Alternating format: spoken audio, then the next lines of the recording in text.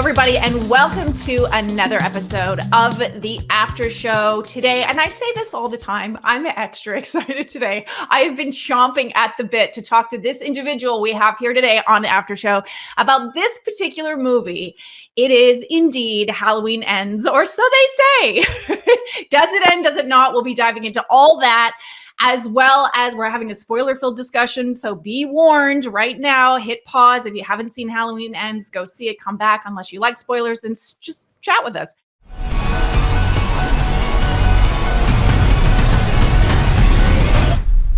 Come and get me, mother.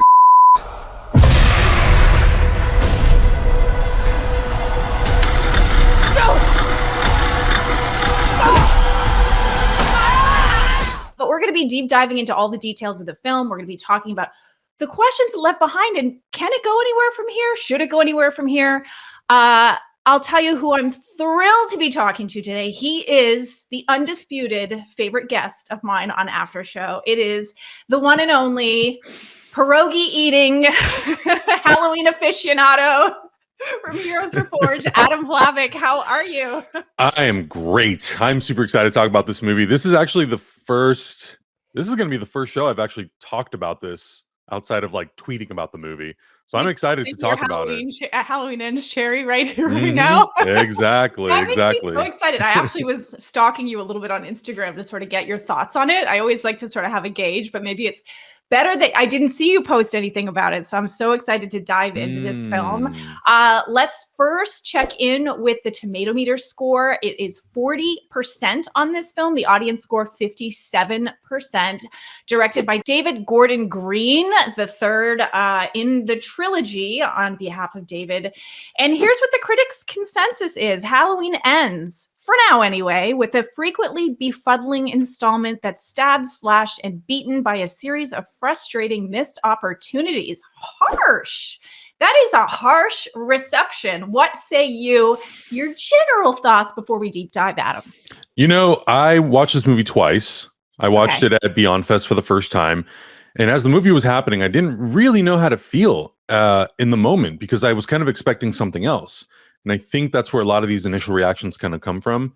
I've since had a chance to watch the movie 2 more times, and I actually enjoy the film. It's not without flaw. I don't think any movie is, regardless of how great even a movie like Halloween, the original, is. But there's definitely things I've come to appreciate about it and some of the swings that they took to try to do something that's not just a rinse and repeat of what they did for the last 2 movies. So I liked it. I don't love it. I like it quite a bit. And I'm excited to dive deeper into it. I'm excited that you said rinse and repeat because I have an issue with all of the wigs in this film. There were some bad wigs on the part of many different characters. I don't understand it. We're in 2022, people. Or was that supposed to be a throwback? Everybody's hair looked like it was still stuck in 1978. But we'll get into that overall. So I saw this movie at the premiere in Los Angeles. Obviously, huge packed theater, a lot of public as well as people in the business. They sort of, Universal likes to do that with their premieres, mix it up and have, the general audience. So because of that, I think it really made me enjoy the film. I will say, overall, I enjoyed it. Now, somebody, a little bird, had sort of told me it doesn't go in the direction you think it's going to go. The 2 main characters, the 2 main players that we go and love and come to see in Halloween are a little bit sidelined. It goes in a different direction. So I knew that going into it. So I wasn't surprised by that. I thought they told a good story. Obviously, there was moments where I was watching it. I would say the first, I don't know how many minutes, but up until they're in the club and they're having that kind of like rave moment where the strobe light is going, I was like, oh, I really like this. I like where it's going. And then I felt like I was on a roller coaster of highs and lows for the rest of the film. We'll dive more into it, but let's first talk about the big topic. There's sort of 2 topics, I think. The fact that they did go in a different direction, and then was it a satisfying conclusion? How did you feel about the final showdown? So let's first talk about the elephant in the room, and that is, this is Halloween Ends, 13th film in the franchise, the last outing supposedly for Michael Myers and Laurie Strode, and Grandma and Grandpa were sidelined. First of all, Adam, what was with Michael Myers sort of having a bad back through the whole thing I know. and getting slapped around? But the fact that this was Corey's story. This was really the story of this boy, Corey. And it's been very divisive, I think, in terms of commentary I've seen so far. So how did you feel about that fact that they really took it into a different direction? Do you think Jamie Lee Curtis was just like, I'll come back one more time, but like, I don't want to do a lot of action. I just like, I'll show up, like, cause she really has a lot to say. Yeah, and I think the only way that this new trilogy would have even happened was if Jamie Lee Curtis was allowed to have a lot of creative input on the movies. Because the last time she did it and they quote unquote killed Michael Myers, they didn't. So I feel like her contribution, a lot of things, but I think a lot of it also was, if we're going to do this again, it has to be finite. There has to be an ending. I want Laurie's story to kind of close off and wrap up, and whatever happens at the end, whether I die or Michael Myers dies or whatever the case may be, I want there to be like conclusion. So I feel like with this film, especially with a character like Corey, well, first of all, I'm pretty familiar with John Carpenter's filmography. Mm-hmm. So I've seen the movie Christine, and this movie borrows heavily from the film Christine, which is originally a Stephen King book. So as soon as the movie started kind of going and I started to see, okay, this character's name is Corey Cunningham. The character in Christine is Archie Cunningham. He works at a junkyard. Archie Cunningham restores his car also at sort of like a junkyard car auto repair shop. So I'm like, okay, I see what David Gordon Green is trying to do. He's trying to use Michael Myers, no pun intended, as the vehicle to sort of establish a new character, to, I think, talk more about not necessarily Laurie and Michael's story, but to talk about the concept of evil in this universe, the transference of evil, how literally on the nose they are in the movie where they say evil can change shape and can change form. So I thought that was kind of an interesting way to go. And it's not really that unique for Halloween to kind of go in a different direction when they do sometimes a sequel. Halloween 3 Season of the Witch completely eliminates Michael Myers. Rob Zombie's Halloween 2 goes in a very unique direction where it tries to dive into the backstory of Michael Myers. So it's a swerve, but I guess for me, because I've been with the Halloween franchise for this long, it's not the biggest swerve in the world. And again, like I said earlier, it kind of, I understand sidelining, especially Michael Myers, like we don't see him until 40 minutes into the movie, but it kind of makes sense. In the last film, he got shot and stabbed so many times by so many different characters, including so many people in Haddonfield. And I think the idea of Michael Myers being this supernatural entity that is basically in the shape of a man, I think there's something interesting to dissect there about, can this evil basically transfer itself into another body, influence another body to kind of take over and become the new version of the shape, which is why I feel like the movies did one thing really well, where he's referred to by some people as Michael Myers, but he's also referred to by many people just as the shape, because he literally, he's not a human. He's not a character, really. He is just this like physical force that moves across Haddonfield and just murders people. So I think that's where part of the sort of the discussion is between fans. They just want to see Michael Myers going around Haddonfield killing people. And I think that's valid and fair. But I also feel like we have 12 other movies, or I guess 11 if you eliminate Halloween 3, that have already done that. And I still feel like at the end, it gives you a satisfying concluding ending. You still see Laurie and Michael face off. You know, you see how evil, despite her trying to escape it, it always sort of sucks itself back into her life, and she has to face it. And in this film, she has to face it. And with Allison's help, they end it permanently forever. Until they reboot it again. So I was really into like how they were trying to play with those concepts and those ideas.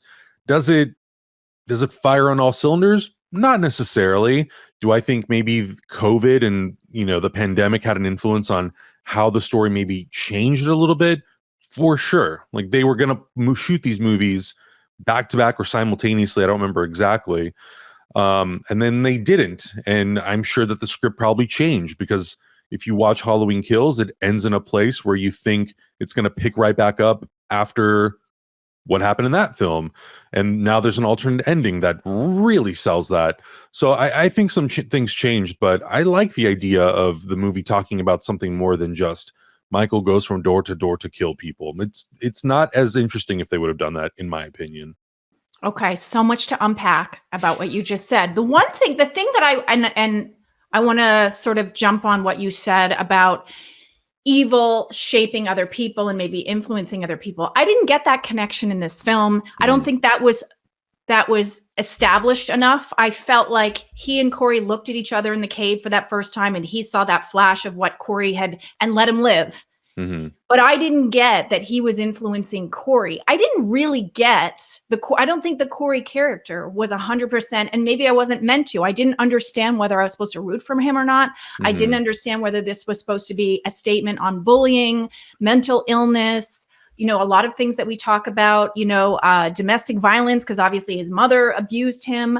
There were so many things that were coming and going with the Corey character that in the very beginning, when he was the quote unquote nerdy kid that, that the granddaughter loved, that Andy's character loved, and was attracted to that nerdy aspect of him. And that made sense to me because she's been through so much. She lost her parents. But then, he goes down that tangent where I'm calling it like Jason Patrick in The Lost Boys. I don't know if he watched that film before he acted in this film, but he totally all of a sudden became this like baddie that kept like, he was on the bike and she was holding him and they were like, he was giving those looks. And I was like, is he just like, he's not, I'm sorry, like, sorry to the actor, but I don't think he is that type of guy that's going to have a girl be like, ooh, I love that bad boy aspect. He's not Jason Patrick. I'm so sorry, but that didn't work for me. That's where I started to laugh a little bit, where I was like, oh. And then when they had their weird makeouts, it was just like the whole thing was like, ooh, like I go back to the Halloweens of the 70s. And there's some hot scenes in there. There's a lot of mustaches, but there's some hot scenes back in the 70s. That creeped me out a little bit. But in terms of what the overall elephant in the room, that they took it in a different direction, I would have been totally fine with it if it was the second installment of the trilogy. I feel like this film should have been the second installment. I didn't care for Halloween Kills as much as I cared for the first and the third, to be honest. I didn't like the sort of flash mob aspect of the whole thing, the whole town. That one, I felt like I could have done without. I felt like this could have been an interesting second entry. And then this past entry, I understand what you're saying about like, we've seen them go back and forth, but I feel like the final showdown, and we'll get into it more, was again in a kitchen. It was kind of a retread a little bit of the last film. I would have loved for this entry to have seen a Quiet Place type film where it's a cat and mouse and there's tension the entire film and it's just Michael and it's just Laurie, and it didn't have to be an all-out fight, but where you build that tension and it has to be done right. And if you don't do that right, because that's very much directing, it could have been like a disaster where you're either bored or whatever. It would have to be done so well. But I would have liked them to sort of explore more of that in the last film. So I guess I'm a little bit more, I wanted that a little bit more of that traditional ending. So I told you a little bit of how I felt about Rowan Campbell, who played Corey. But what did you think of his performance and how he fit in the story? And the fact that we spent so much time, he was almost in every shot. And personally, by the end, I was like, I've seen enough. I've seen enough. In terms of the performance, I mean, I truthfully, like, I don't know that actor's work outside of this movie, so I don't really have anything to kind of judge it against. But it's always tough, right? Because you look at the story and you look at this. Well, you don't physically look at the script, but you're experiencing the movie and you're trying to kind of understand, like, what is David Gordon Green asking of this actor? And you brought up Lost Boys, and I'm sure that he probably watched stuff like Lost Boys. He probably saw something like watched Christine to try to see like what David Gordon Green was aiming for. So I definitely feel like that will automatically sort of influence what you're going to do in the film, along with what the script is actually asking you to do. So I think there's like moments where I'm intrigued by the performance and intrigued by what he's doing and the choices that they're having the character make. But there definitely are moments in the movie where I'm like, I don't know if I buy it so much. Like he seems to be, when he first meets Michael Myers, he seems to be a little bit fearful, which I totally understand. But then, I don't know, 15 minutes after that, he goes into the cave to wrestle Michael Myers to get his mask off. I think that scene is hilarious. Like watching Michael Myers wrestle with some kid is hilarious to me. I know. But I'm like, I don't know how much I buy, that Corey has the sort of strength and courage to do that, when in like one or two scenes before, he seems very apprehensive and scared and, all these things. So I think maybe the progression and the arc that the character makes, it kind of gets shortcutted a little bit for us to kind of just get the story going. I'll take even what you said a step further about this being a second movie. I honestly feel like all three of these Halloween movies could have just been two films, if I'm being totally honest. Like, I think the 2018 movie and Halloween Kills could have been compressed into one movie. Right. And I think you could have introduced Corey Cunningham in the 2018 film as one of Allison's classmates. And you still could have had the events that happened to him happen and maybe just build him out a little bit more. And I would have, honestly, the route I would have gone, I would have made him a similar character to what Paul Rudd was in Halloween 6, because he plays Tommy Doyle, which is the little boy that Laurie babysits in the original Halloween film, and he kind of becomes obsessed with Michael Myers and the whole Laurie Strode case. I feel like if you would have done something like that with Corey, where he's a little bit obsessive about Michael Myers and Laurie Strode and the whole case, and then at the same time he accidentally is responsible for killing somebody, and then having those parallel paths for him and Michael, and then them meeting together, then I think you probably could have been able to sell it more. But I think that's the unfortunate sort of outcome of being really excited to make one movie and then deciding after the fact, well, let's make two more. Let's just make a trilogy. That's part of my problem with a lot of these legacy franchises, is they don't necessarily think about, well, if we did a whole trilogy, what could we do? How could we evolve it? What characters could we introduce? So, yeah. But in terms of the character Corey, I do agree that I think maybe it would have been better suited to introduce him earlier in a previous film to then sort of get the ball rolling. So when we get to his arc in this film, it's a character, okay, we've lived with him for a little bit. But I guess I guess for me, I'm more open, not more open. I guess I'm willing to give them the benefit of the doubt if they can really kind of convince me that it works. And it works in varying degrees for me. Some of it I think does work, and some of it I'm like, doesn't feel fully sort of realized for me. I feel, and I'm being hard on the actor because we don't know how much of that was direction, and he was given a lot to do. And I looked up his credits, and I think he's done, a lot of series. This is a lot for someone to take over and be in almost every scene. Like he was in so many scenes, which leads me to the big question, and that's something I've been pondering. And because we have Peacock TV and we can rewatch the movie, I rewatched this scene a couple of times, and that was the opener that I thought was the best scene in the movie. And I thought it was a great opener, and the kid going down the stairs. And of course it was a callback to so many Halloween. Like, it was a crazy, and I really liked the kid. I mean, he was a brat, and this was the moment that and this is why I struggle with whether or not to root for this character. Because as he's kicking in the door, why was he kicking in the door? Why was he getting so, I understand being a little freaked out, but it was almost like, and tell me your take on it. I'm like, did he already have a little evil in him? And that's why he was kicking the door. And then when he shouts, I'm going to kill you. Like, that could be a phrase that people say sometimes, like, oh, I'm going to kill you, or was he really like, there was something taking over in his body? Was there evil in him? Or because I think we're meant to feel sort of sorry for him that it was an accident in the beginning, or was it an accident? Like, what was your take on that? Yeah, I think for me, and it's a little tough because going into the movie, I kind of knew a little bit of what the direction was going to be. But the way I look at it is like this. When Michael Myers is first introduced in the first Halloween movie, he kills for the sake of killing. Like, he's a little 6-year-old kid. He walks in the kitchen. He waits for his parents to be gone. He waits for his girlfriend's boyfriend to be gone. Walks in the kitchen, grabs the kitchen knife, goes up the stairs, murders his sister. Like, no hesitation, no reluctance, nothing. He just does it. With Corey Cunningham, the way they establish it is it's accidental. You maybe feel a little empathetic towards the character, and then it's the influence that kind of Michael Myers or the situation that he's sort of, been placed into, the bullying and all that stuff, that seems to kind of change him and make him evil.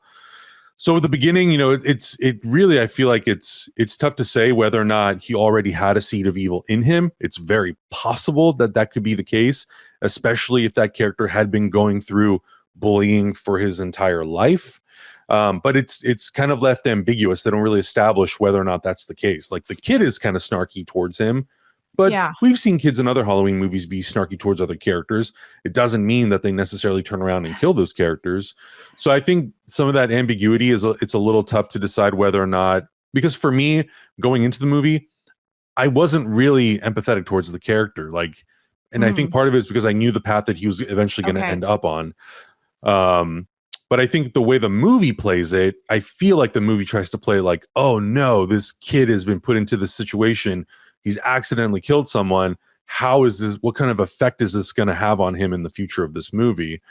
And I don't know if I'm a viewer going in fresh and not knowing anything about this movie, if I buy it, and if I feel like it's set up strongly enough for me to then accept that he becomes, the next Michael Myers or whatever. Yeah. And I think I really thought, and I didn't know how the movie was going to end, but even though it was Halloween Ends, I thought, oh, this is what they're going to do. They're going to have him continually get more and more evil, and then he's going to live. And he'll become Allison's Michael Myers. Yes, exactly. Speaking of Allison, what did you think? That relationship cringed me out. And I thought it discredited her because in the last installment, you really set up this 3 generation of strong, incredible women.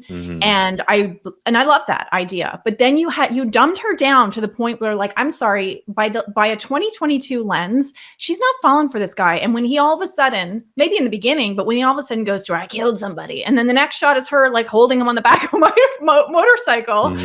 And all of a sudden embracing this bad boy side of him, like, it discredited her as a character, I thought. It didn't make sense to me that she was still like, that she's not questioning, hey, I like the nerdy guy. What happened to that guy? Like, he's become kind of a dick. Like, what's going on with you, dude?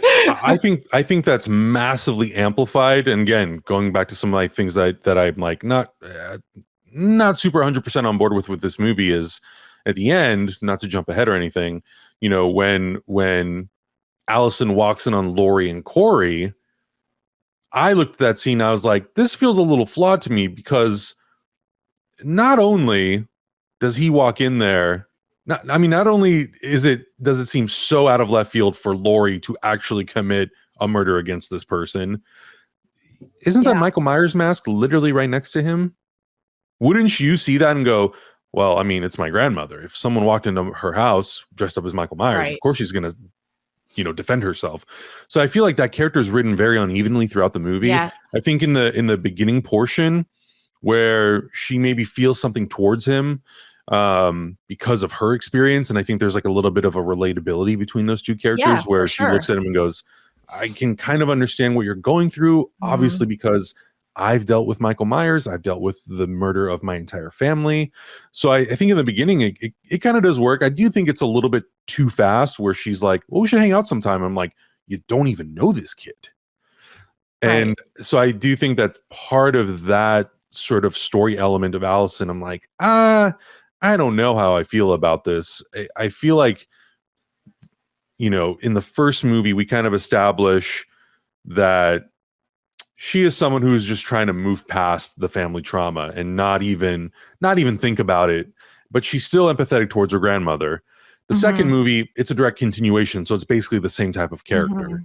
In this third film, I'm like, you seem to be really going against Laurie, which kind of feels so oddly placed. Like, I feel like if they had a scene, and they do have one, but I feel like if they had one scene where they really kind of sat down to kind of really discuss Corey's character, the arc, the path he's going on, the way that they do in the movie, it's really just like a shouting contest between two characters for one scene, and then she goes off and she leaves. And I'm like, this doesn't feel like what I would imagine Allison would do as a character based on how she's set up in the previous two films. So yeah, there's like, and I don't think it's a performance thing either. Like, I think Andy Matichik is great.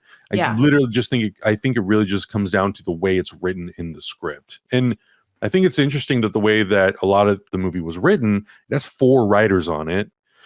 And sometimes they Mhm. would get to a point where they could either decide to go one of 4 different ways, and every writer would write their own outcome, and then they would shop all those ideas and come to one conclusion. I'm like, maybe that's why some of the things that I don't think work are sort of like the I don't know. I feel like that's sort of the reason why, is because that they shop just maybe too many ideas. Like, I feel like they should have just chose, this is going to be Allison's path. This is where she's going to go. This is where we want her to end up. And then really look back at, like, how did we establish that and what feels like the most natural progression? Because yeah, there's definitely moments with Corey where I'm like, all right, if this was really through a 2022 lens, Yeah. Allison in no way would be like, I'm gonna go on the roof with this weird dude. Oh, he's jumping off the Yeah. roof. He's being creepy. He's doing kind of like, Right. Oh, I'm I don't know about that.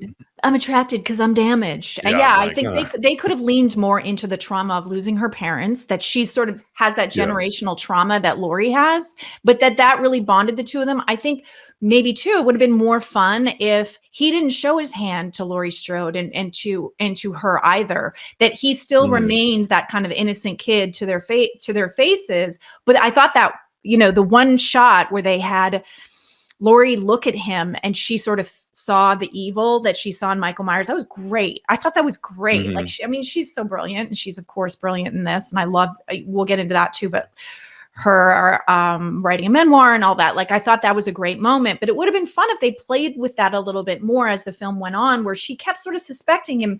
But that moment where he says, if I can't have her, nobody will. I would have liked it if he didn't show his hand to everybody, and then there was more of a reveal in the end, or if they didn't show it to the audience and there was a more reveal in the end. But they really, leaned into sort of this like protege idea with him and Michael Myers. And that leads me to like those scenes in the cave where he's kind of slapping Michael around. I was laughing at that. Like, Michael was like obviously a bit like worn down in this film. He didn't have as much power as he used to have. And I guess did he transfer it over? Like, what was going on that he'd slap him around? And like, to see this character that you talked about earlier, like, he can't be killed. He's larger than life. Evil can't be killed. He's not human. And he's sort of standing there in the cave, and the kid's like, psh, psh, and he's just like, yeah. Yeah, and I think that goes back to sort of like, sometimes part of the script, it's like too ambiguous. And I think at the end of Halloween Kills, Laurie starts to talk about the more he kills, the more he transcends.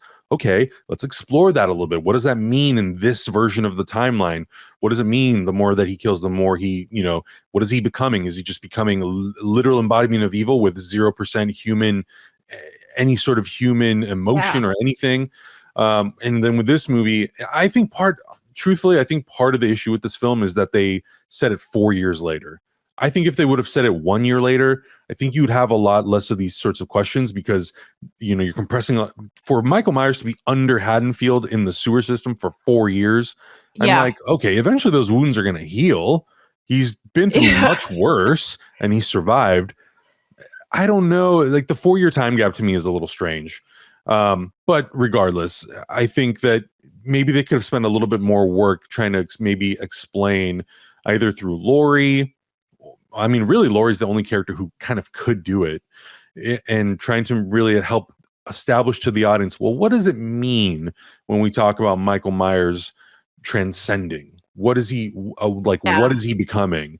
Is it literally just like, I think of something like The Thing, where it's this alien species that takes the form of a man, but is really this like incredibly terrifying alien being. Is that what Michael's turning into? Or is he just a shell of a man that is just an engine for evil? How do you sort of explain that to the audience? Because then you see him in the cave with Corey, and he definitely is weaker, but then he kills someone and it kind of rejuvenates some of his power. Is that how he works? He's like a battery that the more he kills, it recharges him. It's really kind of left ambiguous, and it's part of my frustration with some of the choices they made was, I feel like if you would have spent a little bit more time maybe establishing what those rules were, then maybe I think most people would be like, okay, I get it. If he isn't constantly killing, then, and I think that's something you would have had to have done in the 2018 film, because he's been in prison for 40 years. It means he hasn't killed anybody for that long. So maybe if you could have worked that in of like, well, he's getting old and he's struggling, but the moment he starts killing, he's powering back up essentially. So I think there's a little bit of this like gray area that if you're a fan of Halloween, maybe you can kind of fill in the blanks with the other backstories that they've given you in the past. It's kind of a cheat code, because I feel like if you're going to make a completely new timeline, you have to set the rules for what's happening. So it's kind of hit and miss with me sometimes with what they do with Michael and how little he is in the movie and what he does in the movie. What they did do in this movie, which I thought was great, was some pretty terrifying kills. Yes. Like, I'm not good with that stuff, and I did have to look away quite often. I'm sure you zoomed in. I'm sure you replayed. Yeah, there are some great, I mean, personally, my favorite was the doctor, and was she the nurse? Yeah, was she a nurse, or did she just work there as an administrative whatever? But yeah, the fact that they were having this affair, and she was like, you know, he was such a creepola, because she was, not that there's anything wrong with an age gap, but she was significantly younger, and they really played that off well, those sort of stereotypes of these men who are like thinking they're all whatever, feeling their mojo because they're dating this young hot, you know, thing. And I thought that was I mean, the double teaming was a little weird, but you know, between the two of them getting together, and like, let's double team it. But like, that was weird. But I thought the visuals were cool. I mean, using the word favorite kill makes me feel really like twisted and evil, but I thought it was my favorite. I've been doing it for 30 years. Lean into it. Leaning into my dark side. So what did you think about the kills? I mean, Michael Myers going with a classic pin to the wall. You love to see it. Just taking that 12-inch kitchen knife and just going straight forward. You're like, great. We make the joke. We make the joke when we watch these movies. We talk about like the greats. We talk about Michael Jordan, Michael Jackson, Michael Phelps, Michael Myers coming in with a classic maneuver.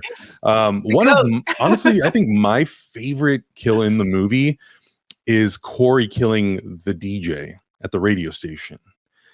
First of all, smashing his head into all the audio equipment and then cutting his tongue off with a pair of scissors because he hates his voice that much, which I'm like, that's great. I mean, he did call you an ugly mother effer the moment that he saw you. I get it. You got a little bit of revenge for that one. So I think that might have been outside of something that I'm sure we'll talk about. I think that probably was my favorite one, because you think it's over and then all of a sudden you see this pair of scissors come in and you're like, oh no. I did love that one. That one was pretty great. That one was the one I had to look away the most. That was the one that I was like, okay, this is, but my heart broke for him a little bit too. Cause I think the first time, like when he kills the homeless man, that was when like the first kill was sort of accidental. And then when you realize, oh no, like that's the moment that he's broken now. He can't go back. He's gone to the other side because that was intentional. But yeah, then to sort of see him, you know, I will say this about this actor. I do think about him a lot. I've thought about him a lot since I saw this movie. So maybe that means you just see his face and put it on your brain. You're like, oh no. It's between like, yeah, it's the makeout face that I could do without haunting my nightmares. But maybe that's just as a female. I'm just like, oh, don't ever come at a woman with that face. Yeah. See, and this is where my horror brain kicks in, because I'm like, I don't even remember what he looked like when he kissed that girl. You're focused on the kills. Yeah, I was focused. Yeah, exactly. It was equally as terrifying for people to watch. What other kills or moments in the film did you dig? I mean, obviously that fight at the end is really great. I mean, having Laurie basically just pin him to the kitchen table and then take the fridge and smash the fridge over Michael Myers. I was like, this is awesome. I love this. And then him basically like ripping his hand out from the knife and being able to live long and prosper for the rest of his living existence. I was like, that's cool too. But yeah, so I think that's the beginning. I think the cold open for the film was for me, it was unexpected. Like I did not know. I knew vague things about the movie, but I didn't know that that's how it was going to start. And I was like, wow, this is a way to get us into the film. This is a really nice way to sell us. So I liked moments like that. And I even liked some of the subtle moments. I mean, I guess they're not played necessarily so subtle, is when you see the influence of Michael on Corey, and he's doing things like standing behind the shrub where he's like looking up at the window at Laurie, or when Laurie goes out to look for him and he's like standing right behind her, and then all of a sudden shows up next to her. He's like, "Oh, sorry, I didn't mean to scare you." And that's I think the moment for me where I was like, "Oh, Laurie can now see what she sees in Michael." And Jamie Lee Curtis is so great because all she's doing is literally just looking at him as he walks by, and it starts talking to Allison. She's like, you can see the mental processing she's doing of like, oh no, we're not on a good path here. So I like those types of moments where it's just kind of mostly done through visual language and not so much necessarily telling us. I enjoyed that stuff for sure. Well, I think and when I look back over the franchise, and I watched a bunch of them, rewatched a bunch of them on the weekend, the simplicity in those and and having some those of them quiet, are rough. some of them are very rough. There were some really good fun ones too, but even the cheesy ones, the Tyra Banks one was really so cheesy. I had to shut it off, but I was like, okay, we'll watch a different one. But you know, good effort, A for effort. I lost my train of thought, but no, I think the ones that I clue into the most, and that's, you know, great horror, and that's why the first one will always be the greatest, undisputed champion, is because how much time it spent building suspense, how much time it spent on the quieter moments, how much time it spent allowing you to love the characters. I mean, you go back to the very first one, and there really is just something so special about Jamie Lee Curtis in this role and every nuance. And it was very satisfying in this film for me to see that they allowed her to act. They really did allow her to act and then tell her story literally as her memoir. But even down to the very last moment where she gets her romance on, you know, how about those cherry blossoms? Like, I was like, wow, like there really is a reason why Jamie Lee Curtis is the queen, because she did a great job. And that moment, like you said, you were talking about where she sees the Michael Myers, stood out for me. I love too the kitchen scene. I thought they did a great job. And I guess a part of me wanted it to be more drawn out. And maybe, like I said, if they had done like a Quiet Place kind of thing, maybe you could have explored a film where you do see where while they have this cat and mouse, who's going to kill who in the end, and you really don't know what's going to happen in the end. Some of his sort of otherworldliness, or the fact that you can't kill him, or what he is, gets explained throughout, and that is her challenge as to how is she going to overcome. Because in the past, we've seen her just try to shoot him more times or stab him more times, or do like maybe there's other things they could have explored. That said, the kitchen scene I thought was great. When she put his hand, I thought the quintessential moment was when she put the knife through his hand. That was when my crowd erupted. And the fridge, and there's something very satisfying about when she gets physical. And that's something that you wanted to, from the 2018 film, when she has her house and she's ready and she's got the gun and you see how she's evolved over the years. Like that, I think there's something very satisfying about physically seeing her fully go for it. And I think maybe, of course, I would have wanted to see more of it, but maybe, you know, maybe it wouldn't have worked. I don't know. For what that scene was, it 100% worked as an ending. And the grinder at the end, fabulous choice in the junkyard. Did you enjoy it? Yeah, chef's freaking kiss. Well, I know for years, and this is what I've heard from Jamie Lee Curtis has actually told this story at a convention. In Halloween H2O, she kept wanting to end the story. And apparently there was a clause in the script from Mustafa Akkad, who was the original rights owner. It's now his son now has it, that they could not kill Michael Myers, which is why she ends up having to come back, and then they kill her character, and it ruins the whole thing. That was whatever. So I was kind of waiting for the moment of like, okay, either this clause is going to completely like hinder them from killing Michael Myers in this movie, or they're going to kill both of these characters, or they will finally let Laurie kill Michael and he'll be dead forever. So it was really satisfying for her to, first of all, slit his throat, then to cut his arm, basically bleeding out to death, have the procession, and then take him to the grinder and fully commit it. And not only do they commit it, they show it, which I feel like in so many horror movies, they get away with being like, we'll leave it ambiguous. We won't see it from the other angle. We'll just see Laurie looking at it, but we won't actually show Michael being, you know, completely destroyed by this machine. No, they commit and they show it. And it's like, yes, this is 100% done. It's over. It's ended. This timeline, this storyline with these two characters is over with, which I'm like, good. fine. I'm totally happy with that. I don't feel like the timeline needs to run forever, and I think that's something that they did in the previous versions where they let the timelines just go and go and go. I like it having a conclusion. I like it having finality. And I like the idea that now they are forced to come up with something new and different. And I don't want to see them rebooting Halloween. Like, do something else, do something different with it.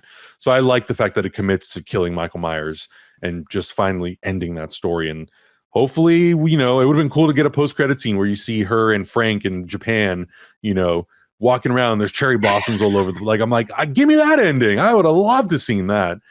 We don't get it, but whatever. As long as Laurie Strode, our final girl, gets some sort of a happy ending, I'm great. I'm great with it. Okay, so you were cool with it because I've heard people say like, "Oh my God, I thought she was going to die." I think and I thought maybe just knowing a little bit of Jamie Lee Curtis's mentality, that maybe she would have wanted that for her character. That's why I was kind of surprised. I thought maybe she wouldn't live in the end, that would be something that she would insist on. Actors love a dramatic ending. I'm just saying. And we want them to live, but they always want to kill themselves off when they play these iconic characters. Hello, Harrison Ford. Yeah. And it makes me so mad. It's like, don't you realize? So I was thrilled that she lived in the end. But what would you say to those people that would say, oh, the final confrontation wasn't enough, or it was a little anticlimactic? Because that's what some people are saying about it. Yeah, I mean, it's tough because, again, in a perfect world, I think this whole trilogy could have been 2 really good movies, and I think you could have spent more time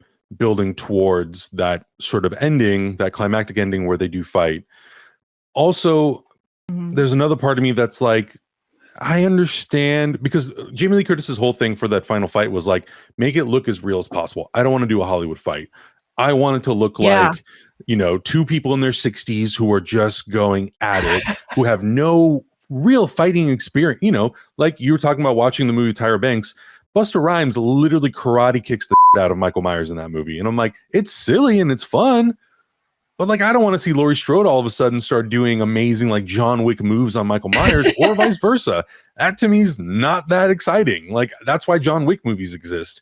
So for them to just have a bare knuckle brawl in the kitchen, I'm like, yeah, that's how that would go down. Especially because of, they're older. We don't have to skirt around that. They're older characters now. They're in their 60s.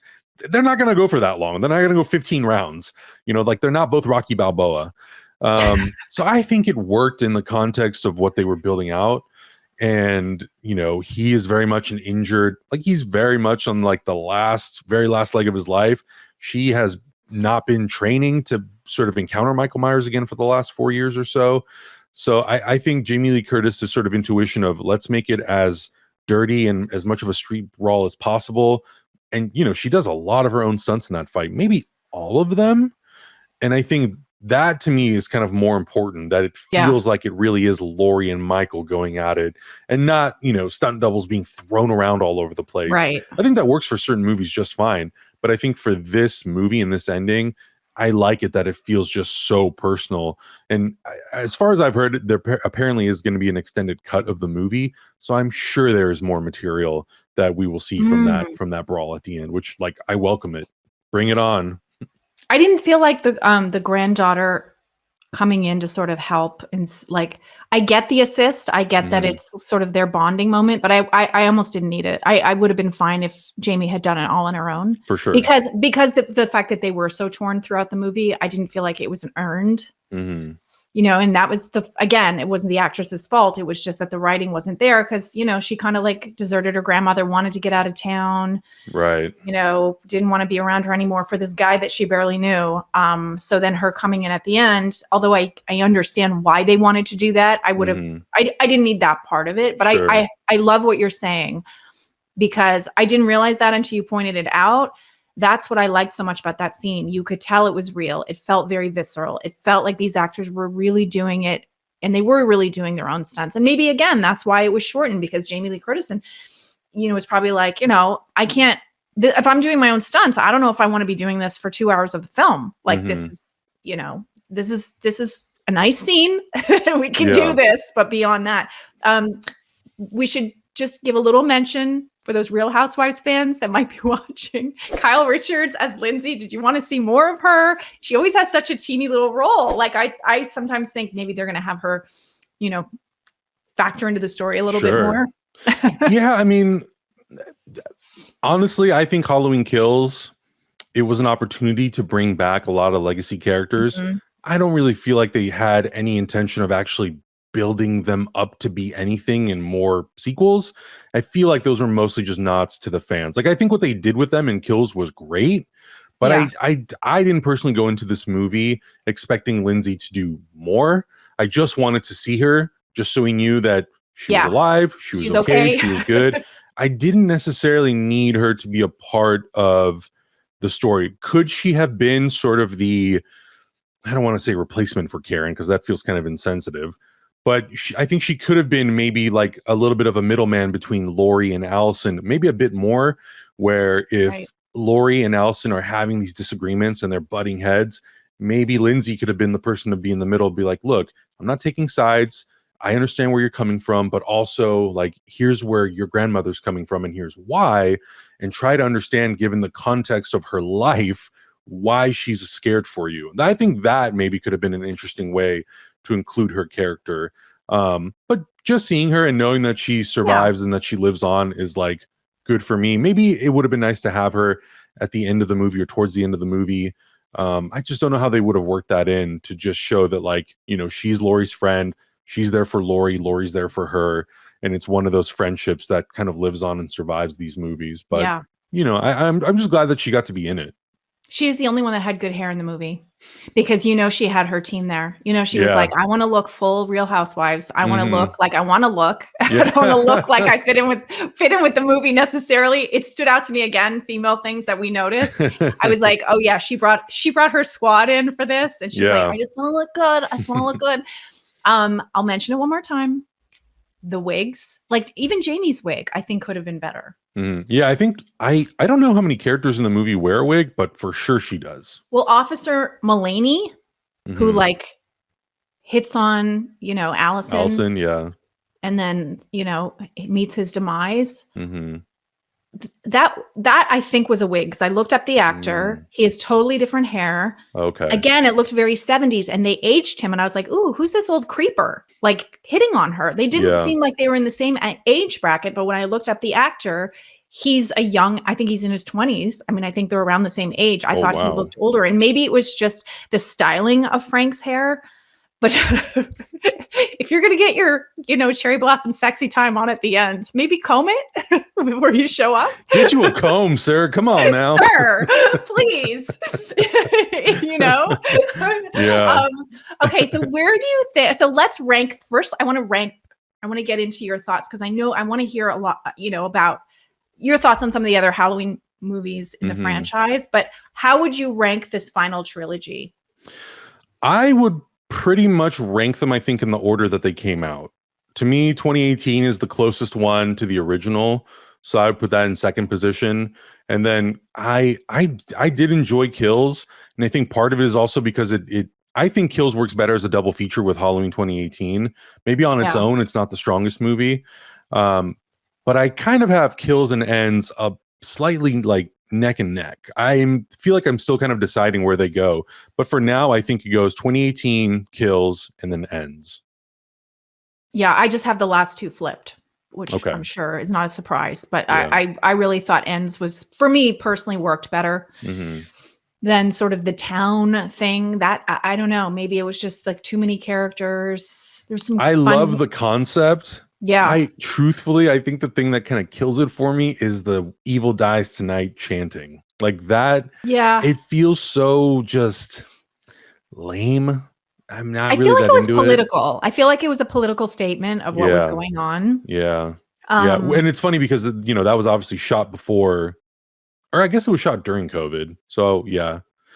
But yeah, I feel like it's like, I think all the right ideas are there. I just think it needed a little bit more time to be shopped, but they're always in such a rush to get these movies out because they want to capitalize on the hype of the last one. And I'm like, sure, go ahead, do it. It would have been better if you had taken more time, but I'm not the person making them. So what would be, of the Jamie Lee Curtis Halloween movies, how would you rank like your top 3? Halloween the original, Yeah. Halloween 2018, and then I might go H2O. Interesting. Yeah. Again, I like these new movies a lot more. Yeah. But if we're just talking about Laurie, I feel like those 3 films kind of give us the most Laurie Strode. Halloween 2, she's in a bed for the majority of the film. So I'm like, it's a great follow-up. It's not as good as the original, but she's in a bed for the most part. Halloween Resurrection, absolutely not. Get that out of here. Halloween Kills, she's also in a bed for most of the time. Halloween Ends, Right. it's not necessarily about her, but the ending is really good. So I think for me, it is the original 2018 and then H2O, because those are the most Laurie-centric movies. Halloween 1 and 2. Well, it's confusing, but the first 2 that came out. Right. Again, those are kind of one movie, though. Like, those are a double feature. That's what I was just going to say. I watched it on the weekend as a double feature. Yep. And it works so well because obviously it picks up right where it left off. And it does work as a double feature. And there is a bit of a bummer in that one, which is funny that I didn't put that 2 and 2 together, that she spent a lot of time in the hospital in that one and spent a lot of time in hospital in Kills, that I'm like, get her out of the bed. Like, yeah. I don't like when they have her sort of like, just sort of like in shock, not doing anything. Yep. I think H2O is also, I really like that film. I thought Josh did a great job. Mm-hmm. A young Michelle Williams, I thought when you're going back and watching that one, again, it was the simplicity of the story. She had a son in that one. That bond was really fleshed out, and they kind of repeated it again in 2018 with how she had sort of messed up. Not, you can't mess up motherhood, but messed it up a little bit because of her trauma, how she passed on all her paranoia to her kids, and they didn't take seriously how big a threat he was. But I really liked that story. I liked those characters, and again, so I think that was probably my second favorite. So Halloween, the first Halloween, then that one, and then I guess the 2018 would be my number. So beyond those, if we're talking entire franchise. Oh, I got you. I got them all ranked on Letterboxd. Right. I will not disappoint. I knew you were gonna. Oh, hell no! I got you. No. I was like, I know Adam's gonna have his ranking, and I probably should have mine, but I'm just gonna open the floor to you, sir, and you just roll with it. So, if I were to rank the entire franchise, including every single film, top to bottom, it would be John Carpenter's Halloween, Halloween 2018. Halloween 3 Season of the Witch. Oh yeah. The non-Michael Myers Halloween movie. Yeah. Then I would do Kills and Ends, H2O, Halloween 2, Halloween 4, Rob Zombie's Halloween, Rob Zombie's Halloween 2, Halloween The Curse of Michael Myers, which is the 6th film, Halloween 5, which I just rewatched this year. Woof. And then Halloween Resurrection, because uber woof. Well, Adam, this was such a joy to talk to you about this movie. I hate to tell you this and leave you with this, but Michael's been behind your shoulder the whole time. So with that said, just where he belongs. you go contend with him. You got the boogeyman behind you. Thank you so much for joining, and please give yourself a plug and let people know where they can find you. Sure. Well, thank you for having me. This was so fun. It's so fun to just be able to talk about these movies with anybody. And I was actually like, the thing that I think I liked so much was, there are some things that we definitely agreed on and some things that we would have to kind of meet halfway on. And I love having those conversations. I'm really not interested when people online are like, I just hate this movie and it's not for me and I don't like it. I'm like, that's fair, but I like to have a conversation. So thank you so much for inviting me to talk about this movie and talk about this franchise. You can just find me, Heroes Reforged, on YouTube. And then my social media is just my name, Adam Hlavac. If you want to come at me with any of your Halloween disagreements, please, I'm all for it. Let's go.